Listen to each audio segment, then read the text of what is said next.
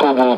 Dans l'actualité sociale, les pompiers veulent eux aussi se faire entendre. Depuis 2 jours, des sapeurs-pompiers campent sur la place de la République à Paris.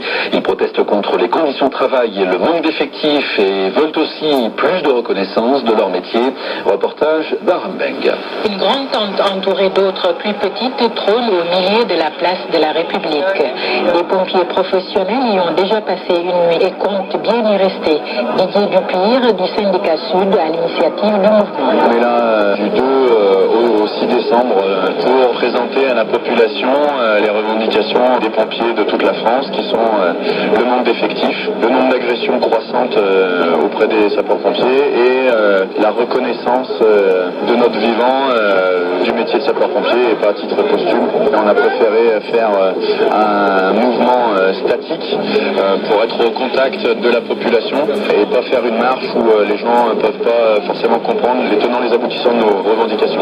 Habitués à soutenir les populations, les pompiers comptent sur le soutien des Français.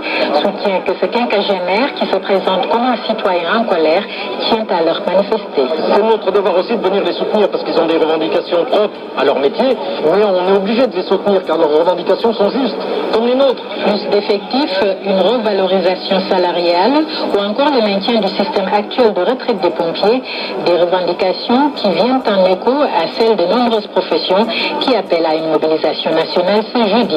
Reportage d'Arambeng. Après la nouvelle profanation d'un cimetière juif dans l'est de la France, le ministre de l'Intérieur Christophe Castaner s'est rendu sur place ce matin.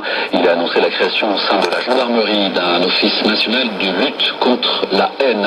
Enfin, football, la 16e journée de Ligue 1. Hier, Marseille s'est offert une 5e victoire de rang contre Angers. Au classement, l'OM n'est plus qu'à 2 points du PSG qui reçoit Nantes ce soir. À propos du PSG, on apprend que le club a finalisé un partenariat de 3 ans avec le Rwanda.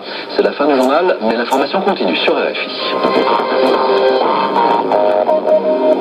Place au journal des Amériques et d'Haïti en compagnie d'Anne Verdaguet. Anne, bonjour. Bonjour Gilles, bonjour à tous.